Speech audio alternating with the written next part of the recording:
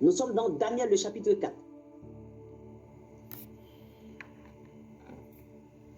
Ok, Daniel, chapitre 4. Bon. Nous allons lire à partir du verset 29. Du verset 29, on va lire vite fait, puisque je vais vous laisser partir.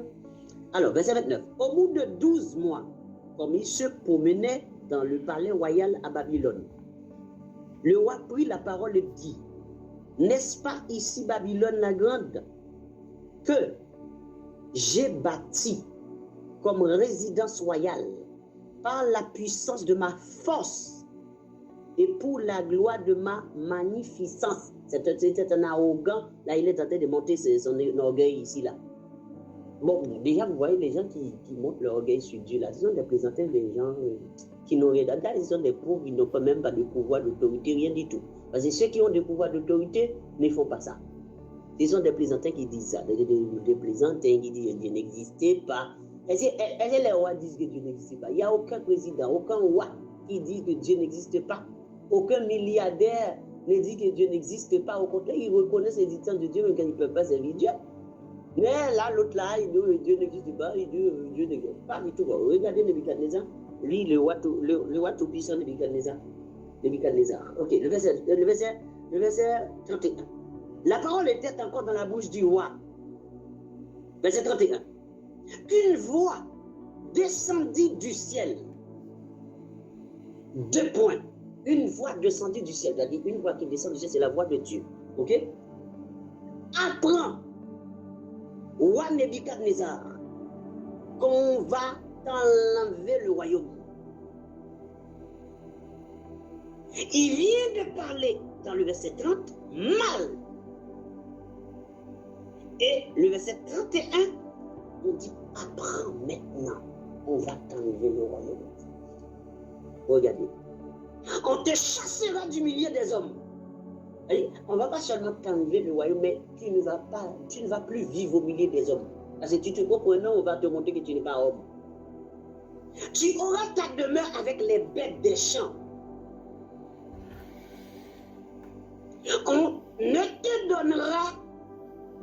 On te donnera comme au bœuf de l'herbe à manger. Aïe, aïe, aïe, aïe, le Dieu de toute la terre. Et 7 ans passeront sur toi. Juste 7 ans passeront sur toi jusqu'à ce que tu saches que le Très-Haut domine sur le règne des hommes et qu'il le donne à qui il lui plaît. Et le Très-Haut domine sur le règne des hommes et il donne règne à qui il veut. Le verset 33, bien aimé. Au même instant, la parole s'accomplit sur Nebuchadnezzar. Au même instant, parce que le texte a dit on va te. Donc c'est le présent. C'est un futur proche. Ou autrement dit, en futur proche, on va t'enlever. On va le faire. C'est un futur très proche. Ok? Donc, au même instant, la parole s'accomplit sur Nebuchadnezzar. Dit la voix qui parlait là s'exécute. Il fut chassé du milieu des hommes. Il mangea de l'herbe comme les bœufs, après avoir construit le palais royal là. Son corps fut trempé de la rosée du ciel, jusqu'à ce que ses cheveux poussent comme les plumes des aigles, et ses ongles comme ceux des oiseaux. Est-ce qu'il peut parler encore là? Est-ce qu'il peut monter son orgueil? C'est fini là. C'est fini. Dieu. C'est merveilleux. Et quand un homme ne te respecte pas, on va nous les présenter maintenant. Il y a des enfants qu'on écoute. Il y a des gens qui arrivent vers toi.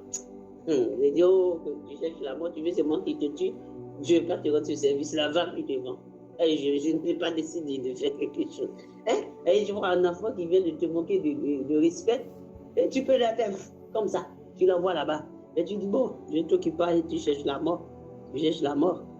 Après le temps marqué, moi, Nebuchadnezzar, je levai les yeux vers le ciel et la raison me revint. Et Dieu a enlevé son bon sens. Il n'avait plus de raison. Donc, quand on n'a pas de raison, là, on n'est plus parmi les hommes, on est parmi les bêtes.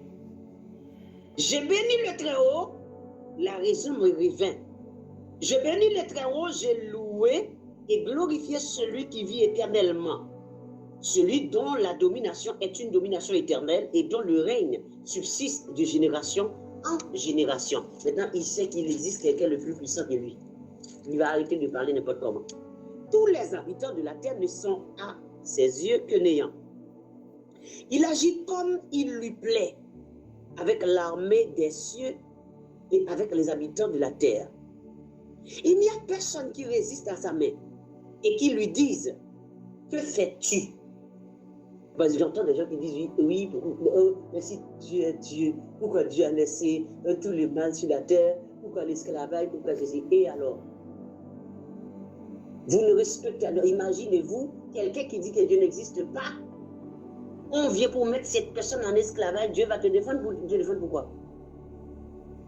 Dieu va défendre son enfant, ses serviteurs, délivrer ses serviteurs, c'est normal, ce sont les enfants de Dieu. Mais quelqu'un qui n'a aucun respect pour Dieu, qu'est-ce que Dieu vous doit quoi?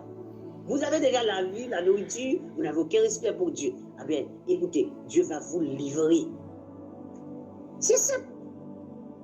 Mais pourquoi Dieu laisse détruire des nations? Regardez lorsque Israël devait traverser. Lorsque Israël devait passer par le pays d'Amalek. Le roi d'Amalek, Israël a demandé au roi de le laisser passer. Juste un petit passage pour traverser. Il a dit non.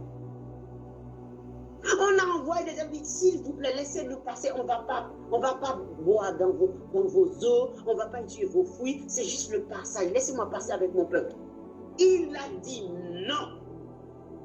Je dis ils disent non, détruisez-les. Pourquoi? Méchanceté. Regardez lorsque le reste de ce peuple, puisque tout le peuple n'était pas du tout, il n'était que ceux qui avaient comploté, qui avaient fait cela, il y en avait une partie de ce peuple qui restait. Regardez lorsque Saül a été en guerre. En arrivant au peuple d'Amalek, on leur a dit de détruire tout. Animaux, tout, ne laissez rien du tout.